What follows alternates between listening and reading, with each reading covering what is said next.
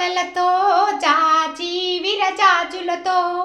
మల్లెల మాలలతో చాచి విరచాచులతో